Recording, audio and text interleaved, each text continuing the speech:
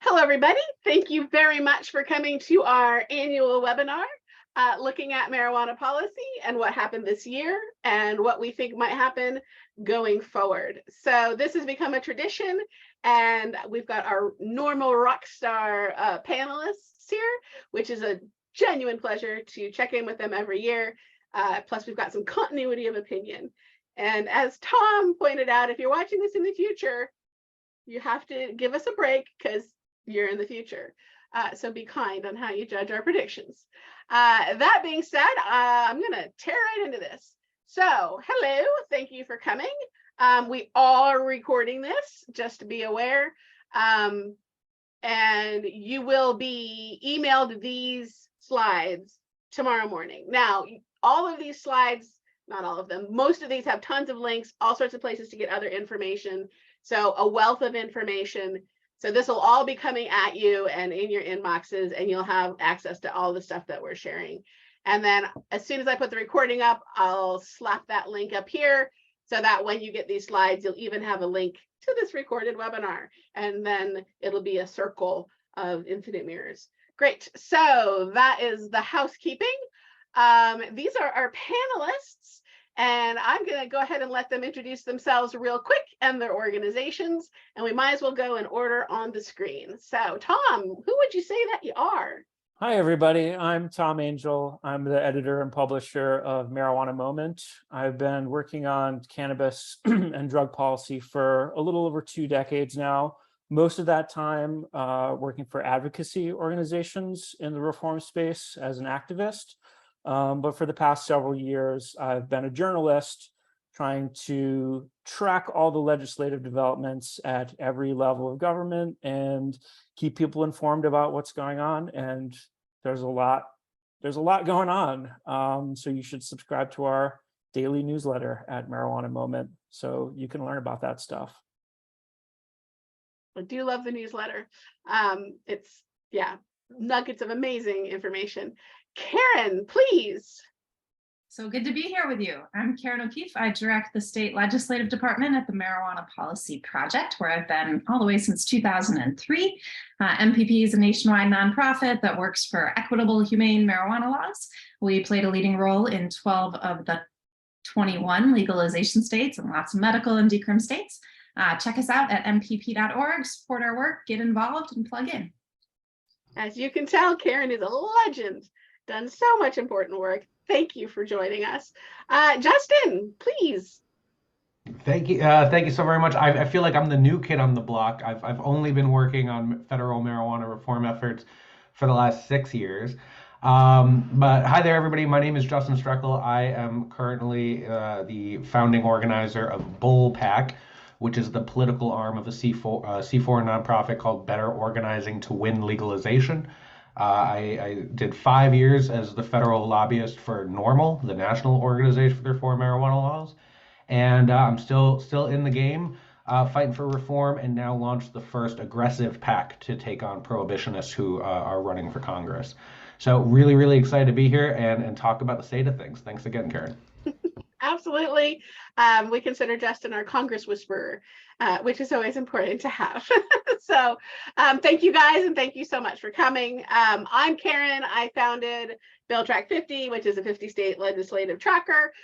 You can go on BillTrack50 for free, look up any bills that you hear about, look at any of the stuff we're talking about today, or go in and search to hear what's going on in the future. So free to sign up. Go ahead and check it out. All right. On we go. So today we're going to be talking about where we're at now, and then we'll talk about what happened this year, and then we'll look ahead. In between these major topics, I will pause for questions about what we just spoke about. And then at the end, we'll open it up for whatever is on your mind, pending how much time we have. We actually have a lot of content. I hope you'll find it all fascinating, but we will leave as much time for questions as possible. So we just, we'll be mindful as we're discussing all of the different bills and stuff. So that's how today is going to progress. All right. So I'd like to start with a quote, which I don't feel like I need to read to you. I'll just pause. Okay, great. Yes, here we go. Current political landscape. So let's take a look at where we're at today. Oh, look, a map from MPP. Hey, Karen, where are we at today? Hey, fellow Karen. We now have 21 states where marijuana is legal. Those are all the dark blue states. We also have 37 states, including those 21 states, where medical cannabis is legal, and another 10 states that no longer jail people for simple possession of cannabis, and we call them decriminalization states. So we've made a lot of progress, but as you can see, there's still a lot of states that are not dark blue. And this progress lags far behind popular opinion, which the next slide will show you. Hey, speaking of the next slide. Thanks. So for the last 3 years, we have had 68% of Americans say they think marijuana use should be legal.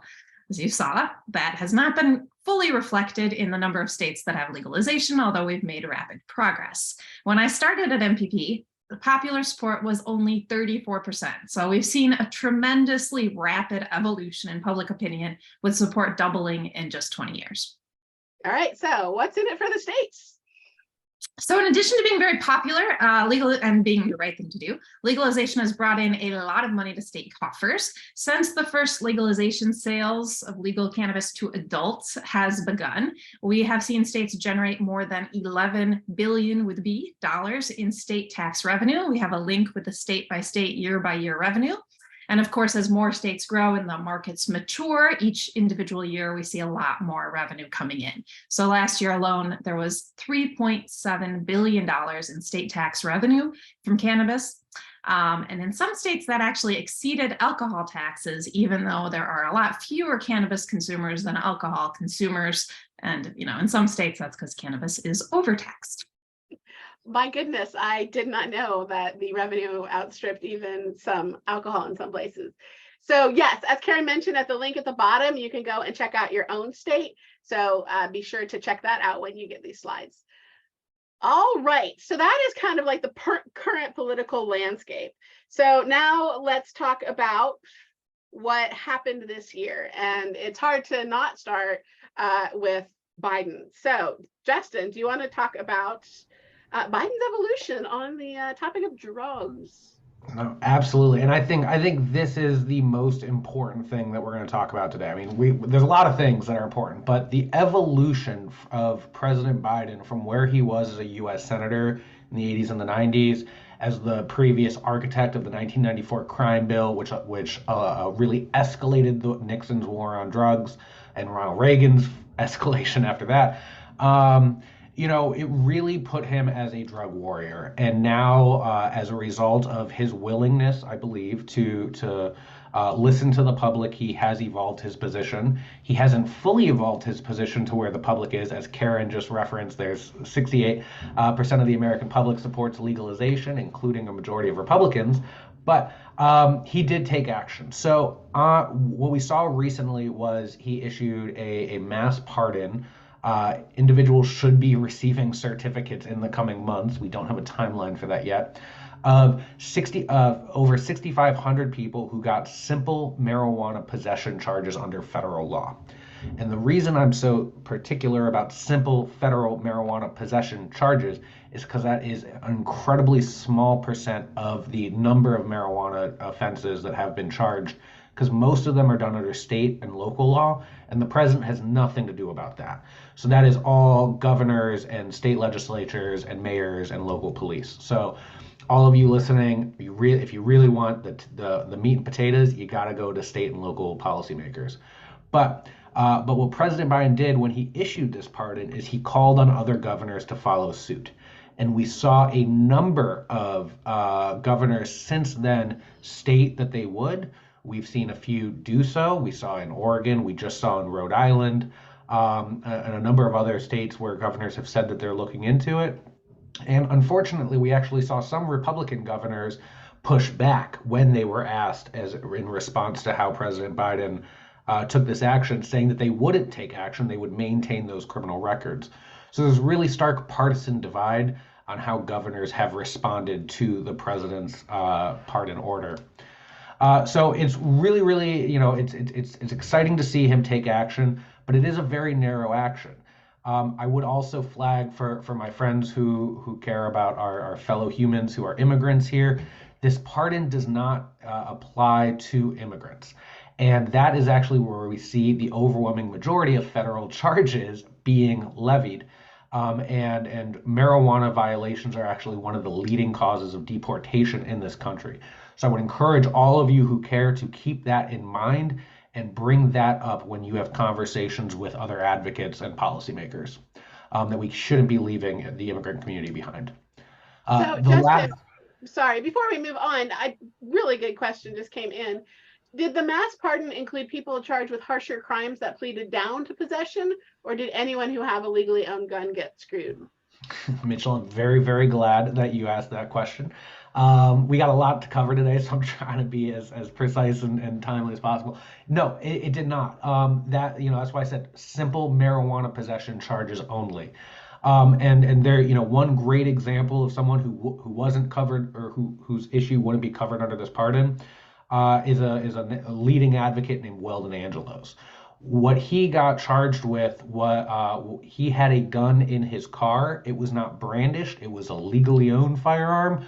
But because there was a weapon in proximity to a controlled substance violation, it got an escalated charge, which comes with those mandatory minimum sentences as a 924 charge. So no, those were not addressed for charges that were simple distribution, even if it was distribution of only a gram. Those were not addressed. Right now, as my colleague Karen from MPP pointed out, marijuana is legal to be sold to adults in 21 states in this country. Right now, we've built this culture that is actually celebrating entrepreneurs, but we haven't taken steps to apply relief to those who have been entrepreneurs in their own right, just skirting the law.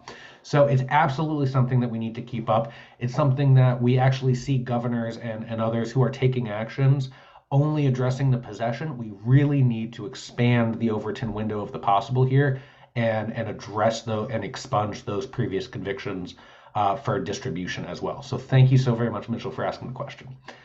Really great question. Really important question. The last thing that President Biden did when he issued that pardon was he also called for a schedule review or a rescheduling review. But that doesn't necessarily mean that the only thing in the scope of the conversation is moving marijuana amongst the Controlled Substances Act. A rescheduling review means that descheduling could be the recommendation brought forward by the Secretary of Health and Human Services and the Attorney General. It's an incredibly complicated process. It's going to take a while. The president did use the word expeditiously. A lot of people like to use the word expeditiously. There is no legal definition to the word expeditiously. So it's going to take some time. I strongly encourage all of the advocates who are listening to this to consider how you can possibly engage. I'd like to see more of the advocacy organizations do a better job of really lobbying the Secretary of Health and Human Service, HHS, and the DOJ to make sure that they're moving towards descheduling, because one common talking point now that's really starting to percolate, and I think it's on point, is rescheduling means recriminalization, because there is no structure under the Controlled Substances Act under a reschedule where the adult possession of cannabis without a physician's prescription is considered legal. So really, really want to stress hard, we got to be pushing for descheduling. But, candidly, and this is me putting on my pundit's hat, we're talking about predictions. I am hard pressed to see the administration issue a descheduling order without it being coupled by Congress enacting a regulatory structure. And that's because of the lessons that we've learned from when the Congress descheduled hemp from the Farm Bill, which has now resulted into, people really getting creative and stretching the limits of language to justify Delta 8 being sold at gas stations. So, I'm hard pressed to see that be the case, and I really think it's going to light a fire under the administration's butts and under Congress to take action to figure out a thoughtful, pro-people, pro-health and safety regulatory structure. Great, thank you for that overview. We also have a few specific bills to talk about. And so I know Justin's always have to talk about the MORE Act. So we're going to take a minute on this, and then there's a few more that we'll just kind of skim over. But again, these are links, so you can check them out at your own leisure. But what would you say about the MORE Act this Congress? My baby. The Marijuana Opportunity Reinvestment and Expungement Act made history in December 2020 in the previous session of Congress during their lame duck to become the first ever bill to end marijuana prohibition to be considered for a vote and pass in a chamber of Congress. Since then, it was reintroduced and passed again on April 1st. It was not an April Fool's joke. It was a serious action that Congress took April 1st of this year. But unfortunately, it did not get consideration in the split Senate in the Judiciary Committee there. But what happened with it, it is now morphed, right, into being wholly adopted and substantively improved upon into Senate Majority Leaders, along with Cory Booker and Ron Wyden, the Cannabis Administration and Opportunity Act. So the MORE Act has accomplished what it set out to accomplish. It became the first bill in history to end prohibition to get a vote. And it really drew a line in the sand saying, on this side of ending prohibition, it's going to include provisions that address previous harms under criminalization. Perfect. Thank you. So you want to take a second to just talk about what the States Reform Act would do? So the States Reform Act is really remarkable legislation because it is the first descheduling bill to end prohibition put forward by a Republican that includes provisions to address previous harms under criminalization. A lot of the language in there, particularly pertaining to expungements, was really thoughtfully done and actually helped influence Senate Leader Chuck Schumer's bill, which we'll talk about in just a second. And it included similar provisions addressing the Small Business Administration and ensuring that we really leverage as a country the network of SBA offices, technical assistance, and lending capabilities for entrepreneurs, both small businesses of all stripes and their specific funding streams for minority owners, women entrepreneurs, and veteran entrepreneurs. So it's something that, put forward by a Republican, a lot of the advocates on the quote-unquote left are taking very seriously and are very interested in talking about further. And you mentioned about Cory Booker and yes. So this is simultaneously the most important bill to talk about that I have the least to say about. It is the most comprehensive bill to address both previous harms under criminalization and prohibition, and put forward a pathway for how to regulate going forward. It has something for everybody to love and something for everybody to hate. So I imagine that as the legislative process goes on, we're going to see continued advocacy and lobbying efforts about this bill, and it's going to improve with time, is my hope. But it did not get considered under the 50-50 Senate. Right. Okay. And then the Safe Banking Act, which still matters. If anybody on here doesn't have already a treatise that they can write about the Safe Banking Act, that means you've not been paying attention. The Safe Banking Act has passed, I'm going to be glib, like 389 times. Not really.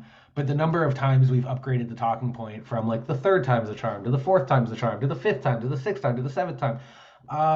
Right now, so the Safe Banking Act, what it would do is it would provide a safe harbor for financial institutions to essentially commit money laundering of the profits of illegal gains of controlled substances.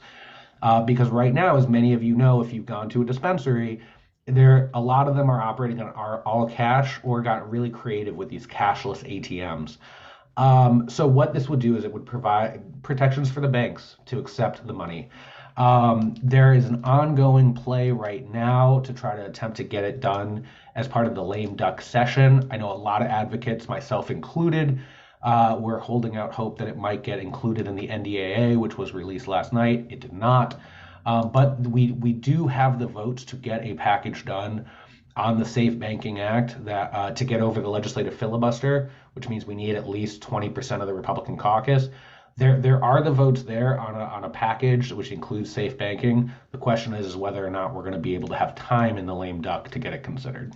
And if you're watching the recording of this webinar in the future, you know a lot more about what happened or didn't happen with that than we do. That's very true. And if you're not subscribed to Marijuana Moments daily newsletter, you won't find out about it first thing in the morning. Yeah. Got it. Gotcha. All right. Speaking of, so thank you for the federal outlook. Let's move on to what happened at the state level. So Tom, do you want to run down what you've been calling the marijuana midterm? Election last month, in which 5 states voted on statewide cannabis legalization ballot measures. 2 of those passed in the 2 most populous of that group of states, in Maryland and Missouri. 3 lost in Arkansas, North Dakota, and South Dakota. Those are the more conservative states, traditionally red states. And so there are a lot of theories about, what happened there. Why did various measures lose? And I'll just lay out a few of those. One sort of paradoxical thing is that as the marijuana legalization movement has more success and checks more states off the list of those that have not yet legalized, there are fewer and fewer targets left. Not every state even has a ballot initiative process. And so the number of states that allow ballot initiatives and that have not yet legalized marijuana is growing smaller and smaller with every election cycle. And so now we're getting to a period in the movement where, the target states are ones that are by definition much harder to pass legalization in, because if they were easier, it probably would have already happened by now. And so, you see that, there are now plays being made for these very traditionally conservative, deep red states. Those measures lost for the most part. There are other factors too this year. One is just the simple fact that it was a midterm election year where turnout dynamics tend to be a little bit less favorable for marijuana reform than would be the case in a presidential election year where young people are more likely to vote. There also were, interesting things happening state by state. For example, in Arkansas, in particular, there were a number of provisions of that ballot initiative that, even some of the most diehard legalization supporters did not appreciate and support, and actively campaigned against, such as lack of allowance for home grow or lack of expungements provisions. There was a sense among some that this Arkansas initiative, which was the signature drive, was paid for by the existing medical cannabis businesses in the state. Some people saw it as just kind of a money grab by those businesses to expand the market to recreational, but pretty much only for them. There was also some of that dynamic in Missouri, but that initiative ended up passing. So those are just some of the factors by way of analysis in terms of what happened this year. Also, outside of marijuana, Colorado voted on a historic ballot initiative to legalize psychedelics. It's a non-commercial form of legalization for the most part. It simply removes all penalties, criminal and otherwise, for personal possession, personal home cultivation, non-commercial sharing, and a few other non-commercial activities related to psilocybin and a handful of other psychedelic substances. It also would create a statewide system of quote unquote healing centers where people could go and pay to receive supervised psilocybin therapy. And there's a provision in the law that says in a few years, regulators can consider adding additional psychedelics to those regulated healing centers. And what is psilocybin used to treat? There's a lot of research showing that it can treat PTSD, depression, other mental health conditions, and not just psilocybin, but other psychedelic substances as well. And the FDA even has deemed it a so-called breakthrough therapy that's being more deeply investigated right now by scientists. And then also back to marijuana, there were a number of cities in Ohio and Texas that passed local marijuana decriminalization measures. And in Ohio, this is something that's been happening over a number of election cycles. I think it's somewhere around 36 cities or so at this point have passed these local marijuana decriminalization ballot initiatives.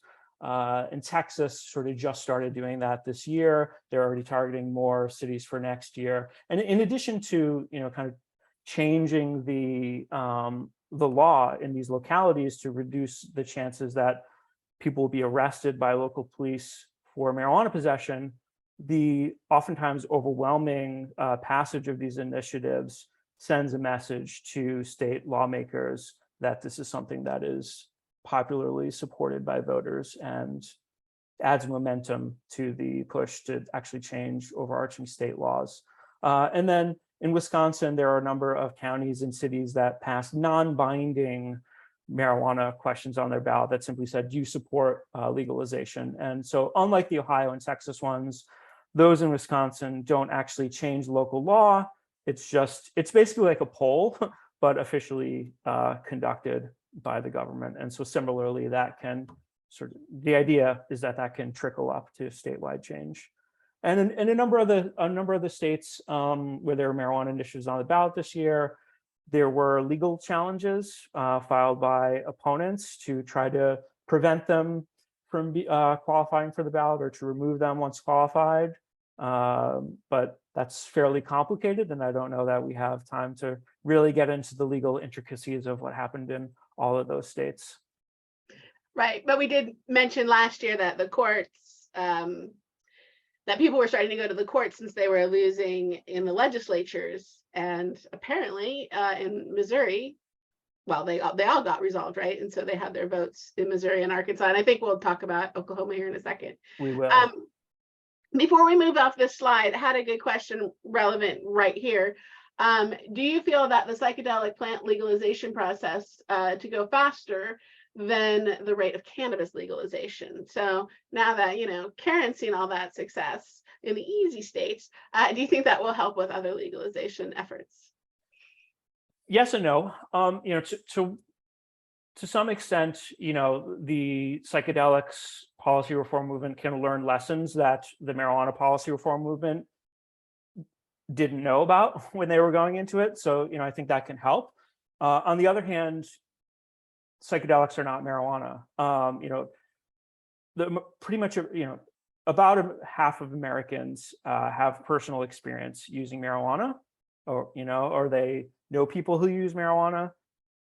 I think that's, people are becoming increasingly familiar with psychedelics and other illegal substances, but not nearly at the same rate as they are with marijuana. So it's, I think part of that movement has different challenges than the marijuana policy reform movement. To a greater extent, they have to actually introduce people to what these substances are.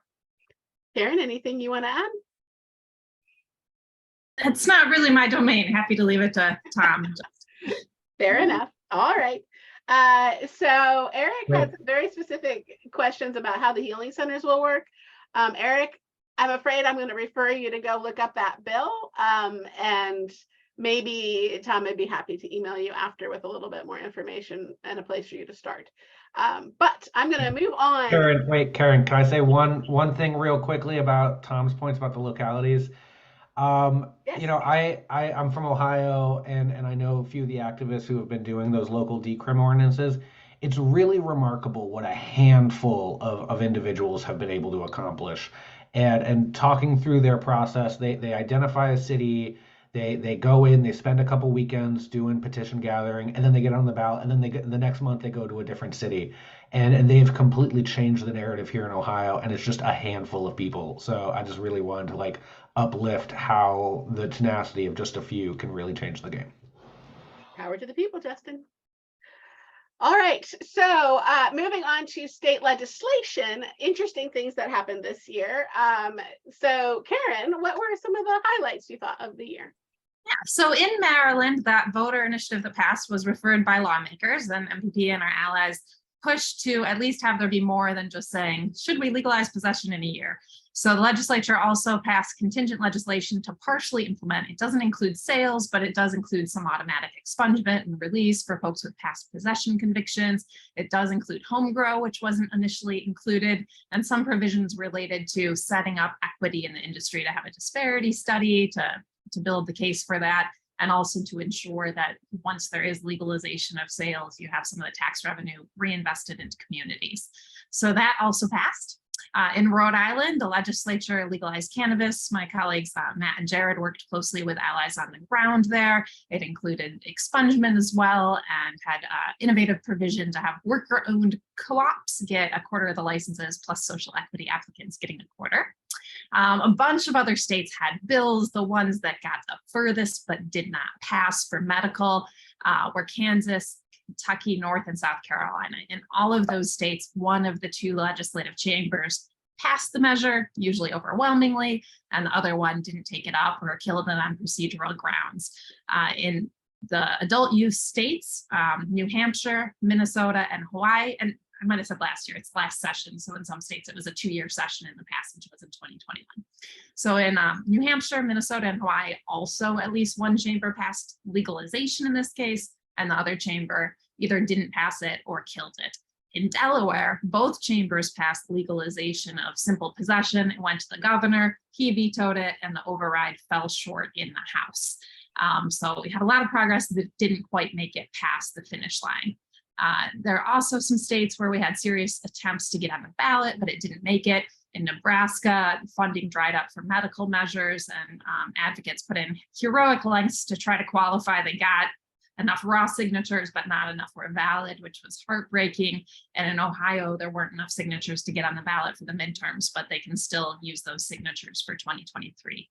And as you see, the psychedelics, the California Senate passed it, but it stalled in the Assembly, and I don't really follow psychedelics. Tom might want to say more. I think that's it. All right, beautiful. So quite a lot of activity, really. And we're starting to get into some things beyond legalization, which is just going to be so fascinating in the next few years. Okay, so that is, oh, we had a couple of other ones we wanted to highlight. I think you should pick one of these to talk about. And then when you guys get these slides, you can check out the rest of these. But like some of these are some pretty interesting topics. Actually, go nuts. Do what you're going to do. Well, the biggest one is Mississippi's legislature passed a pretty strong but not great medical marijuana bill to replace a voter-approved initiative that the court threw out the whole initiative process.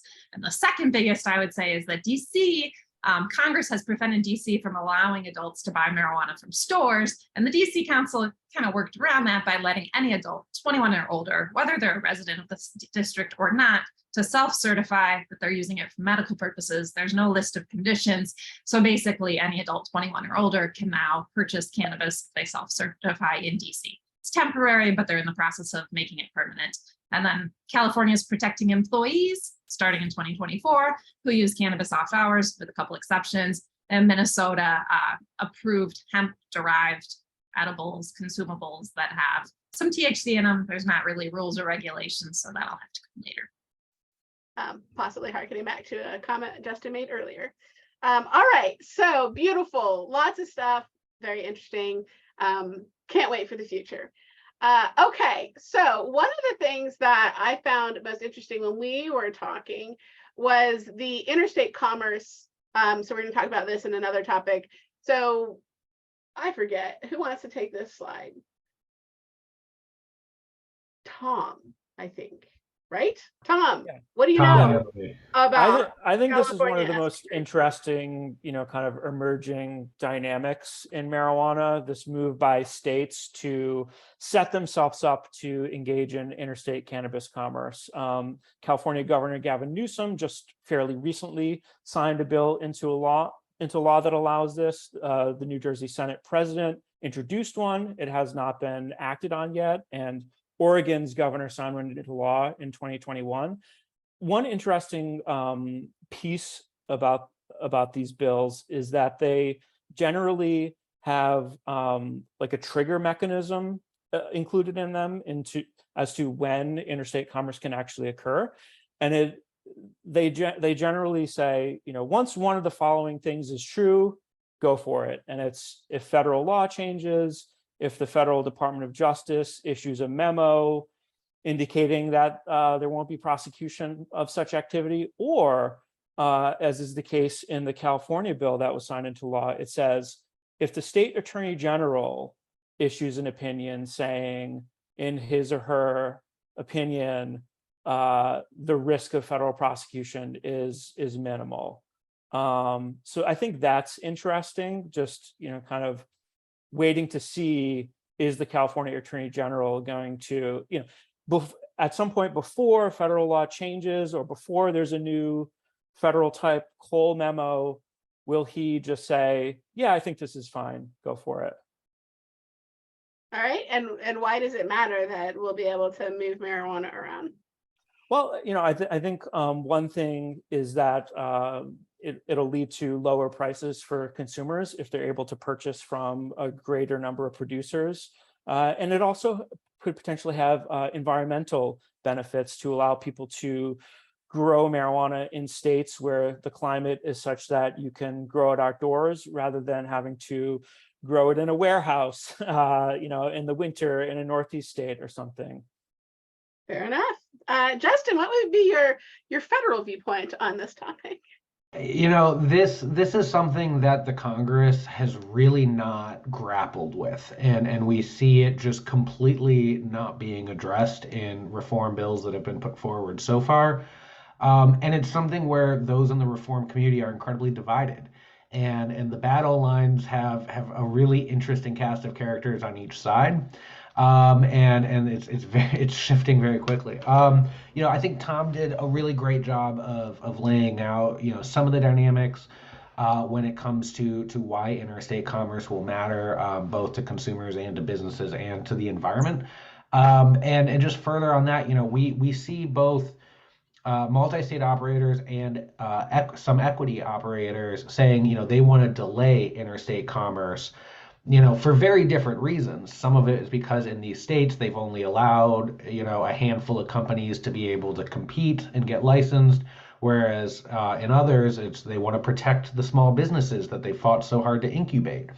And for very different motivating factors. Is it they're worried about smaller farmers in Oregon getting their products on the shelves on the East Coast, or are they worried about big tobacco coming in and turning over tobacco fields into cannabis fields and flooding the market?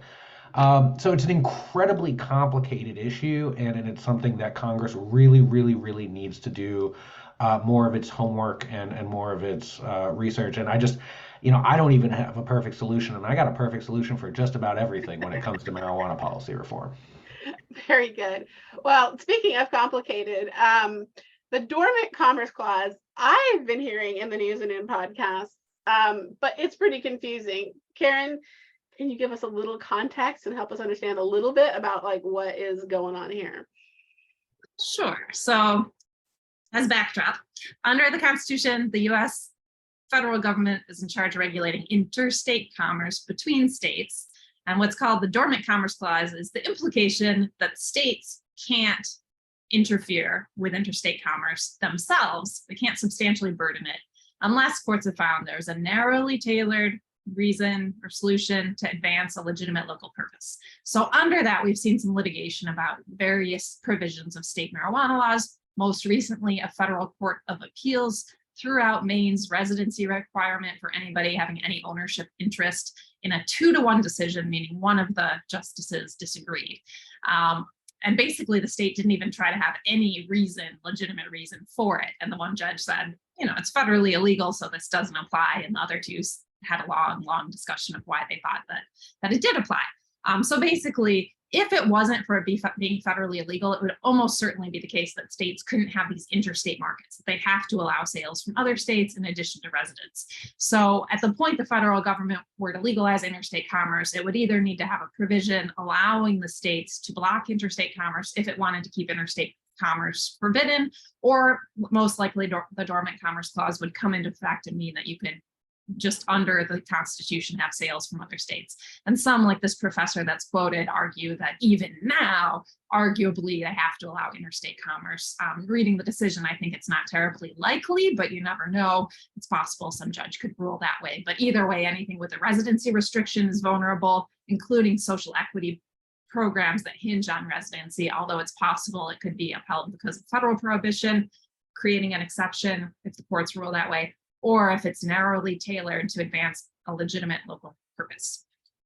So again, complicated and kind of pros and cons on both sides. Yeah. All right. So that is an interesting one that we should keep our eye on. Right. So do you guys have any other things you want to discuss before we start looking forward and talking about what's coming? No? I guess it's worth mentioning the Congress passed a very narrow cannabis research bill that was just signed into law by the president a few days ago. Ah, I'm of the perspective that it will probably end prohibition by the time they figure out implementation. But I know that's not a popular opinion by anybody. So that it happened. It marginally makes it easier for researchers to get access to cannabis that isn't from the University of Mississippi. what's the bill number? I'll add it to the deck before we Oh mail. goodness, I don't. All right. Well, you can tell me later. I'll add it to the deck before we mail these out so that you guys can all see them too. All right. So shifting our focus forward, let us take a look at some federal legislation and also just in general, like what's going to happen in the lame duck and then what's going to happen in the next Congress. So starting with, I just skipped right over. That's it. That's the slide. Go, Justin.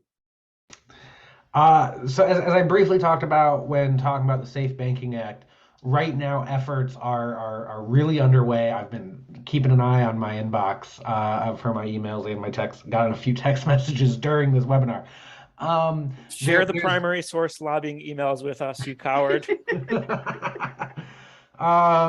Sorry, Tom. I gotta keep confidence, keep my credibility. No, so there's a serious play happening right now in an attempt to get, what was publicly reported that I can share. It looks like it's combining the Safe Banking Act with a bill known as the HOPE Act, the Harnessing Opportunities by Pursuing Expungements. That is bipartisan legislation introduced by moderate Republican head of the Governance Caucus, Dave Joyce, along with let's call her just rank and file Democrat, Congresswoman Alexandria Ocasio-Cortez. Have some other tweaks to the Safe Banking Act to make it protect more institutions that engage in the lending process. So we're really pushing hard for that. There's a lot of uncertainty about whether or not Congress is going to do an omnibus spending bill, whether or not they're going to go up until Christmas, whether or not they might do a special session before New Year's. There's a lot of uncertainty there, but one thing is certain. This is something that Senate Majority Leader Chuck Schumer and Republican Senator Steve Daines and a lot of other senators on both sides of the aisle have been thinking about and talking about a lot in the last 2 weeks. And because we're on their minds, that means we're on their agendas. Because we're on their agendas, that means we're not dead yet. So we're going to keep pushing hard. As far as the next Congress, a couple questions. We're going to see a narrow Republican majority take over, replacing the current narrow Democratic majority. Many of these Republicans, a majority of the caucus in the current Congress, 51% of them, voted to pass the Safe Banking Act already. So I like to remind them they voted to normalize the adult use sale of marijuana.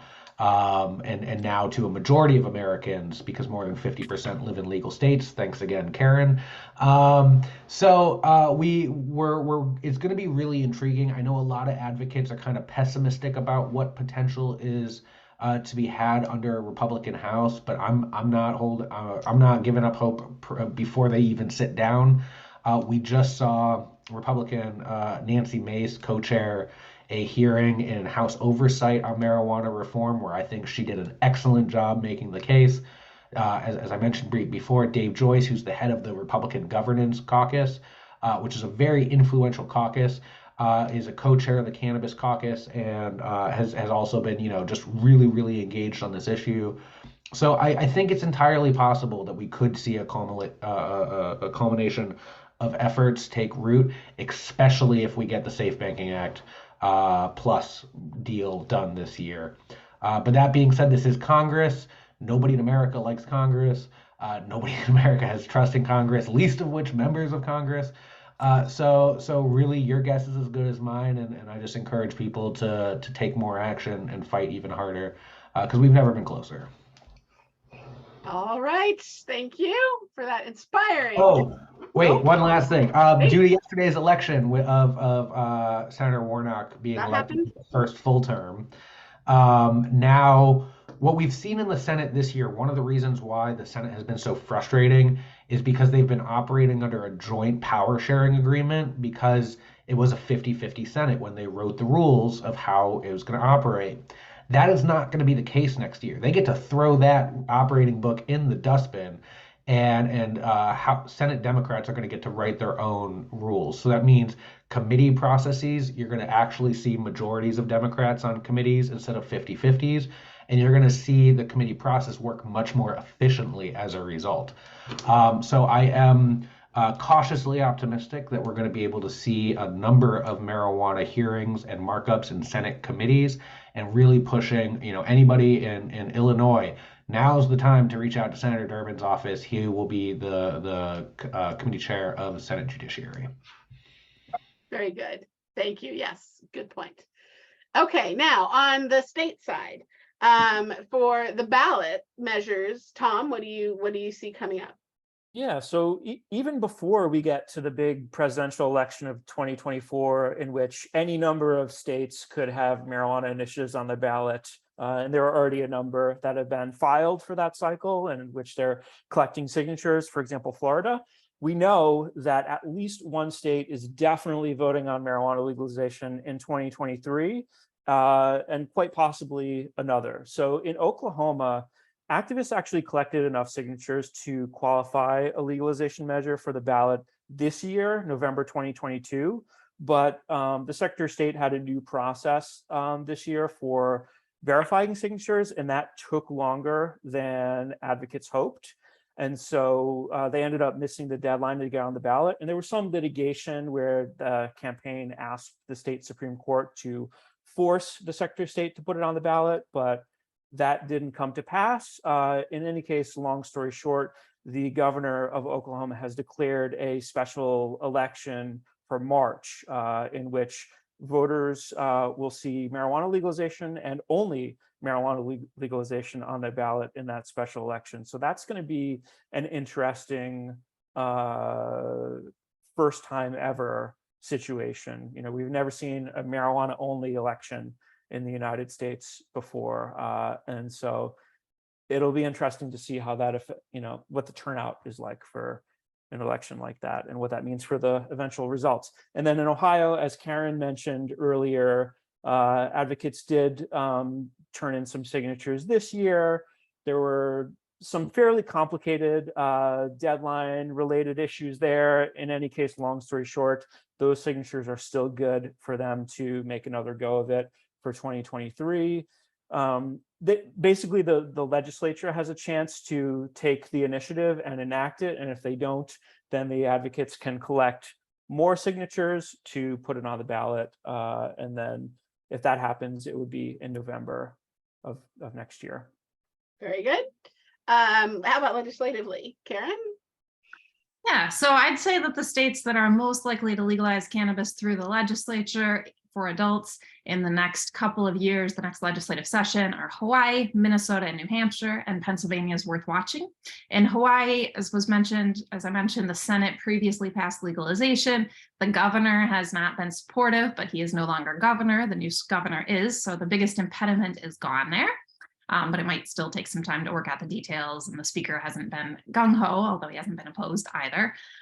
In Minnesota, the biggest obstacle, the House has passed legalization, the governor is supportive. The biggest obstacle was the Senate majority, which was Republican, every single one of which had voted against taking up the issue. That flipped in this legislative session. So again, the biggest obstacle's gone. The governor said he wants a bill on his desk soon. And so that's certainly one of the best prospects as well. In New Hampshire, the House has passed legalization many times. It's died in the Senate. With this election, the Senate's a bit more supportive. The governor's opposition is wavering. So I'd say it's possible. It will be a heavy lift, but it's surrounded by states with legalization and has 75% popular support there. So it's going to happen at some point, but has to get through, the Senate and the governor. And Pennsylvania, where the House looks like it'll be democratically controlled, where the leadership has been supportive of legalization. It was formerly controlled by Republicans who hadn't brought up bills. The governor's supportive there. The Senate does have a Republican majority, but their committee chair has put forth legalization and has been supportive. So I'd say it's worth watching. And then the potential medical targets, the 4 that got through one chamber, all are possible, but all have their own challenges as well. So that's Kansas, Kentucky, North Carolina, and South Carolina. For other trends to watch, I'd say that includes employment protections like passed in California, states improving their legalization laws to stop people from being fired, expanding expungements, improving existing medical cannabis laws. We touched on interstate commerce laws that some states are passing.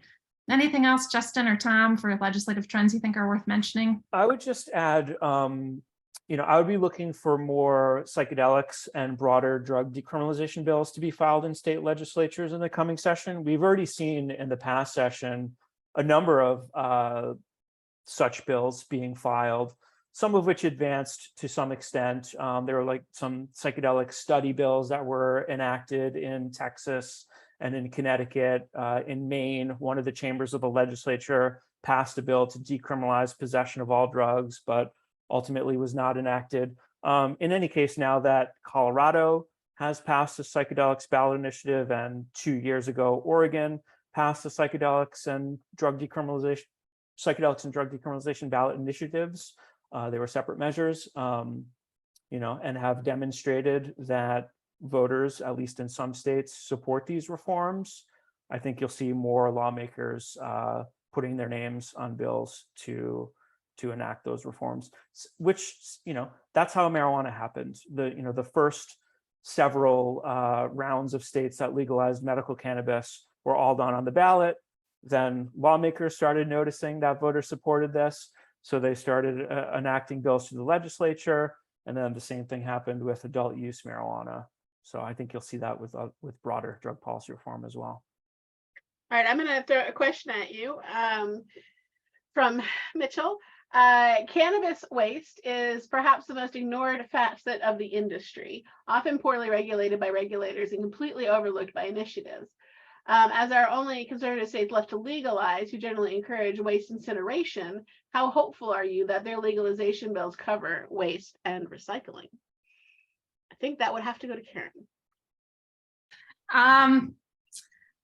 I hear your point of they're the most conservative states. A lot of times with ballot initiatives too, you have to have a single subject. You want it to be tight and concise. There are some not that conservative states that are left, including Hawaii and Minnesota, and Pennsylvania is very purple.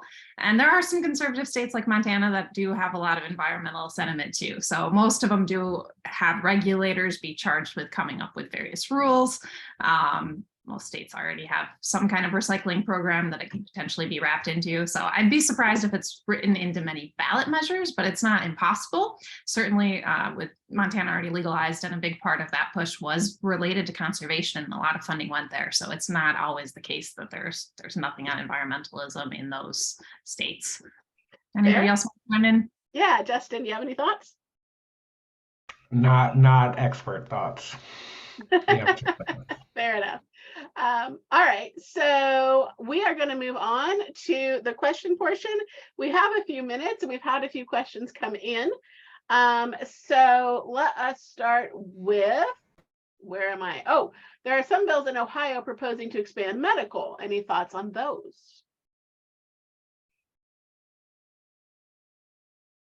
Justin philosophically doesn't talk about marijuana reform in Ohio. Okay. I don't want to be the local weed guy. I'm the federal guy. Okay. Well, in Ohio, one chamber of the legislature, I believe it's the Senate, but I may be mistaken about that, passed a bill this year to significantly expand the medical cannabis program, including by allowing doctors to recommend it for whatever they want instead of a limited list of conditions. It will make a number of other changes as well. I have heard that, and maybe Karen might know about this as well, but I've heard that people wanted the other chamber to take it up, but hey, we're in December now, we're getting close to the end of the year. I don't know if you know anything about the prospects for that, Karen. No. Okay. All right, so do you think federal cannabis descheduling would allow use for federal employees, or would that still be a different issue that would have to get tackled? Oh, I got this one. No, so unfortunately, if we descheduled today, tomorrow, we would still see federal employees be discriminated against when it comes to cannabis.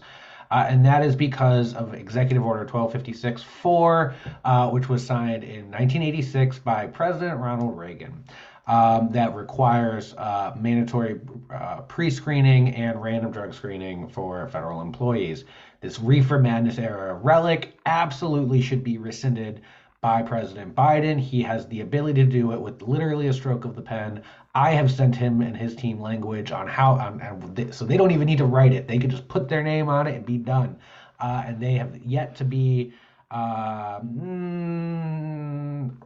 receiving of that message. So I strongly encourage you. I think Normal has an alert on it. I made one before I left. I don't know if they still have it up.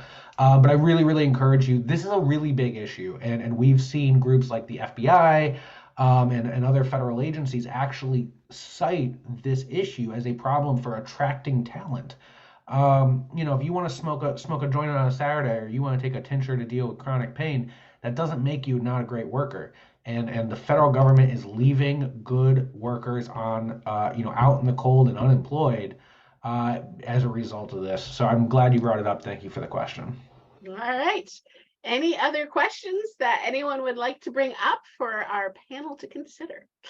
And I will let that take a second, and I will move on to say we've got in the slide deck, we've got everybody's contact information, so you can follow them on Twitter, drop them a note, check out the organizations. So that is in your slide deck as well once you get it. All right, so next question. When do you feel that federal legalization will occur? Like, what is our timeline there? Which agency will be tasked to draft the testing regulations, especially microbial testing requirements? Sherman, interesting, specific. I guess that goes to Justin. I'm an advocate, not a pundit, so I don't guess when do I feel it will occur. I say it should occur today. But that's an interesting question about microbial testing. I don't want to answer it because I've never considered specifically microbial testing. My long-standing assumption has been there will be some kind of a federal regulatory regime that largely defers to states and sets up some kind of a committee or commission or whatever to assess what different states have been doing and who's doing what best and what doesn't work before they implement some kind of national federal standard, something akin to what's been introduced by Representative Joyce on the Republican side and Representative Hakeem Jeffries, who on the Democratic side, who likely will not continue to be a co-sponsor or lead sponsor on that bill because he is about to become the minority leader of the Democratic caucus. And traditionally, leaders of caucuses don't put their names on bills unless it's really, really, really, really their signature bill. I would encourage you to look at the Prepare Act and think about that and kind of where we should be applying pressure to be answering that question.